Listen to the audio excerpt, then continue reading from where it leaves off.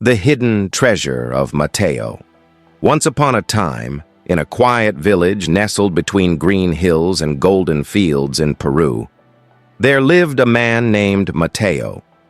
Everyone in the village knew Mateo for one reason. He was the most miserly man anyone had ever met. While the villagers shared meals during festivals and helped one another during difficult times, Mateo did something very different. He counted his coins again and again, every single day. Mateo had boxes filled with money hidden everywhere. Some were buried in his garden, others were tucked inside the walls of his house. A few were hidden beneath the loose boards under his bed. Every night before sleeping, he checked them carefully, making sure none were missing. But despite all his wealth, Mateo lived like a man with nothing. He wore the same faded clothes year after year, and his meals were simple and often barely enough to keep him strong. When rain leaked through his roof during the stormy season, he simply placed old pots and bowls under the drops instead of repairing the house. "Why spend money fixing the roof?" Mateo would say with a shrug. "The bowls catch the water just fine." His neighbors often shook their heads with pity.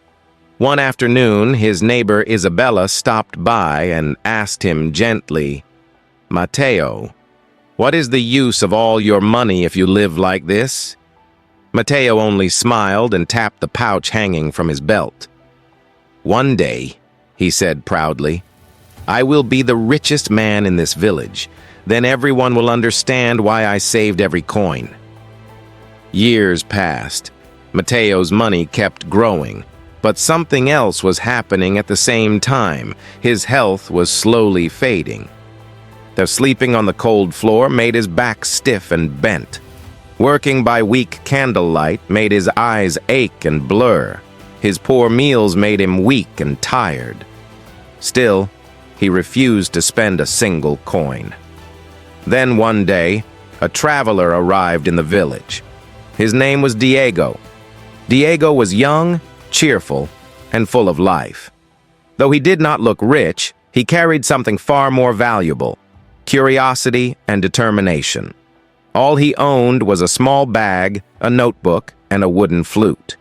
He rented a small room near Mateo's house. Every morning, Mateo watched Diego with disapproval. The young man bought fresh fruit, warm bread, and milk from the market. "Such waste," Mateo muttered. "Spending money on luxuries."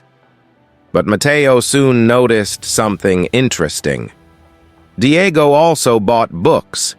Every evening he sat outside reading. He purchased tools and practiced building small furniture. He bought materials to learn pottery. Sometimes he even paid the village elders to teach him about farming and trade. One day, Mateo could no longer hold his curiosity. "Why do you waste so much money on these things?" he asked. Diego smiled kindly. "I'm not wasting money, sir. I'm investing in myself." Mateo frowned. "What does that even mean?" Diego explained calmly. "Every book makes me wiser. Every skill makes me more useful. Every healthy meal gives me strength to work harder and think clearly. The best investment anyone can make is in themselves." Mateo laughed. "Foolish thinking. The best investment is saving money and protecting it." Diego looked at him thoughtfully. "But what good is money if you are too weak to enjoy it? What good is wealth if you have no knowledge to grow it? What good are coins if they only sit in the dark?" Mateo waved him away and returned to counting his coins. Months went by. Slowly, Diego's efforts began to show results. Because he could read and write well, the village council hired him to help manage records. Because he had learned carpentry, villagers asked him to repair doors and tables. Because he understood herbs, people came to him for help when they were sick. And when Diego played his flute during village celebrations, everyone gathered to listen. Through these gatherings, he made friends and built strong connections. His life was growing brighter every day. Meanwhile, Mateo's life was growing harder. One evening, Mateo fell terribly ill. A strong fever left him weak and trembling in his dark, damp house. The village doctor visited and looked around with concern. "Mateo," the doctor said, "you need medicine, good food, and this house must be repaired. The damp air is making you worse." Mateo swallowed weakly. "How much will it cost?" "About 400 coins," Mateo gasped. 400 coins? Impossible! He refused the treatment. But his illness only grew worse. After weeks of suffering, he finally had no choice but to pay for the medicine and repairs, and by then, it cost even more. As Mateo slowly recovered, he spent long days sitting by the window, watching the village outside. And every day he saw Diego walking confidently through life, healthy, skilled, respected. One evening, Diego knocked on his door carrying a bowl of warm soup. "I heard you were sick," Diego said. "I made this for you." Mateo felt tears fill his eyes. This young man, whom he had once mocked, was now showing him kindness.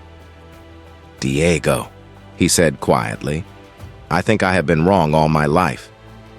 Diego sat beside him. "You were not wrong," he said gently. "You just forgot something important." "What did I forget?" "You forgot that you are your greatest treasure." Mateo listened carefully. "Money can disappear," Diego continued, "but your health, your knowledge, and your skills, they stay with you.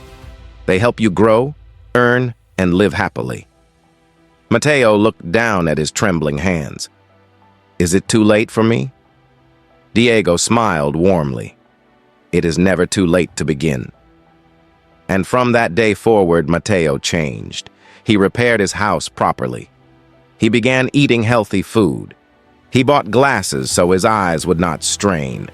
He even asked Diego to teach him how to read and write, something he had never learned before.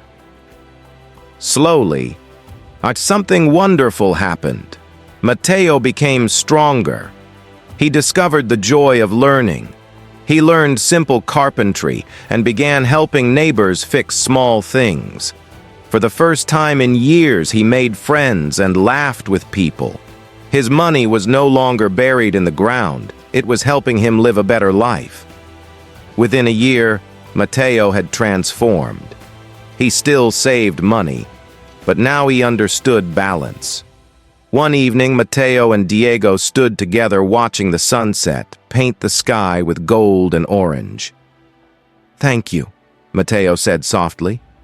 "You taught me the most valuable lesson in life." Diego smiled. "What lesson is that?"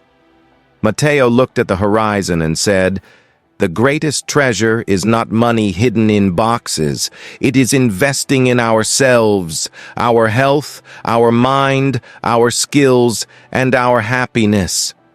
And for the first time in many years, Mateo smiled a smile that came from deep within his heart, a smile of true wealth.